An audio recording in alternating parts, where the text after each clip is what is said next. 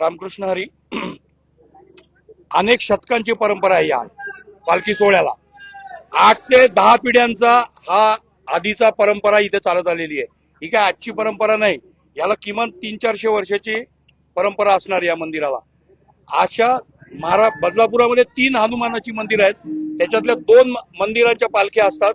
ही सगळ्यात मोठी पालखी असते. ही आगरी समाजाची मंदिराची पालखी असली तरी ह्याच्यामध्ये काही मान वेगवेगळ्या समाजाला दिलेले आहेत. जसा आता ही पालखी पकडायचा मान भोई समाजाला आहे आणि अनेक सगळे हिंदू समाज या पालखीमध्ये कायम गुण्यागोविंदाने एकत्र आलेले आहेत आणि आतापर्यंत शतकांच्या ही परंपरा सातत्याने अशीच चाललेली आहे. आता या नवीन पिढीने हा वसा घेतलेला आहे आणि ही लोकही आता चांगल्या पद्धतीने हे सगळं करणार आहेत आणि ही परंपरा पुढे नेणार आहेत. बदलापूर गावातील जो जुना पालखी मार्ग ज्याला म्हणतात त्या पालखी मार्गावरनच ही पालखी चालते. साधारण 6 तासाची प्रवास ही पालखी करते रोज दरवेळी. आणि ही परंपरा विण्याची ही पहिल्यापासून आहे.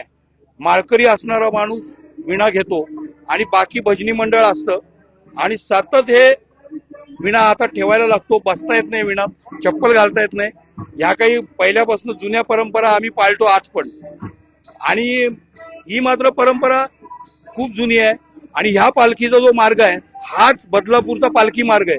याच मार्गाने शिवाजी महाराजांची पालखी सुद्धा याच मार्गाने निघते. एवढाच वेळ लागतो. आमच्या बदलापुरामध्ये 6 पालखी होतात. 6 एक श्रीरामाची पालखी होतात, ही मारुती मंदिराच्या 2 पालख्या होतात, छत्रपती शिवाजी महाराजांची एक पालखी होते आणि गणपतीची पालखी होते अशा, आणि विठ्ठल मंदिराची पालखी असते. एवढ्या पालख्या बदलापूर गावात होतात आणि या परंपरा आम्ही आजपर्यंत जपून आहोत सगळ्यांच्या.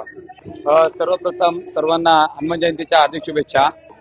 सर्वप्रथम आपण आदल्या दिवशी कीर्तनाचं आयोजन केलं जातं. कीर्तन झाल्यानंतर दुसऱ्या दिवशी सकाळी पहाटे हनुमान जन्माचा उत्सव हा आपल्याकडे केला जातो आणि हनुमान जन्माचा उत्सव एखाद्या बाळाला कसं आपण जसं पाळण्यामध्ये घालतो त्या पद्धतीनं पाळणा वगैरे गायला जातो आपल्याकडे. सगळ्या संस्कृती जपत हा संपूर्णपणे कार्यक्रम आपला पार पडला जातो.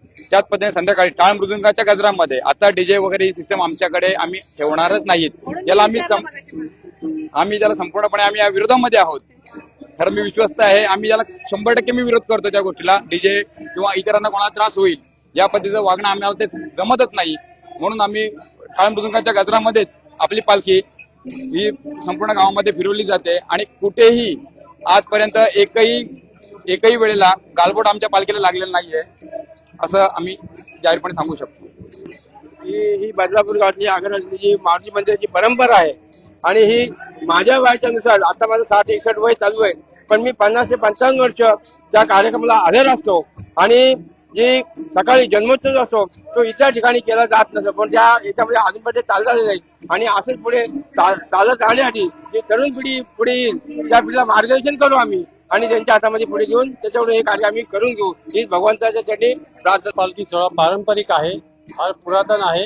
दरवर्षीप्रमाणे हा हनुमंताचा पालखी सोहळा संपूर्ण गावातून मिरवणुकीने मोठ्या लवाजम्याने गाजत वाजत आणि एकदम आनंदाच्या जोशामध्ये निघत असतो. सर्व बाल वृद्ध तरुण जाती भेद न पाळता ह्या पालखी सोहळ्यात सहभागी होतात व सर्व हा आनंदी वातावरण गावात निर्माण होतो. सर्वांना हनुमान जयंतीच्या खूप खूप शुभेच्छा. प्रथम मी सर्वांना हनुमान जयंतीच्या सगळ्यांना शुभेच्छा देईन. आणि या पालखीचं वैशिष्ट्य सांगायचं म्हटलं तर पहिले आमच्या आम्ही प्रत्येक आळी म्हणतो, तर पहिले पालखी निघते, पहिले जाते मुंडेआळीतून निघाली कधी येते भोईआळीमध्ये, भोईआळीतून निघाली कधी येते आगराळीमधून, आगराळीतून आली कधी येते ब्राह्मणआळीतून, ब्राह्मणातून आली कधी शिवाजी पाड्याची येते, शिवाजी पाड्यातून आली कधी कुंभारआळीत येते, कुंभारआळीतून आली कधी गणपती मंदिरात येते, गणपती मंदिरातून गेली कधी वाणीआळीत येते. असा तिचा प्रवास आहे. कमीत कमी 6 तासाचा तिचा प्रवास आहे आणि वर्षानुवर्ष ही पालखी चाललेली.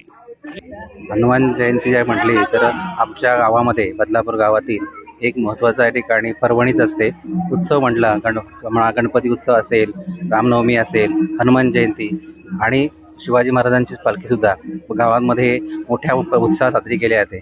आगरळीतील जे हनुमान मंदिर आहे ते पिढ्यानपिढ्या हा उत्सव साजरा करत आलेला आहे आणि या पालखीला सर्व जाती धर्मातील लोक आबाल वृद्ध हे या ठिकाणी सहभागी होतात आणि आनंदात हा उत्सव साजरा केला जातो. या उत्सवाला फार मोठी परंपरा आहे.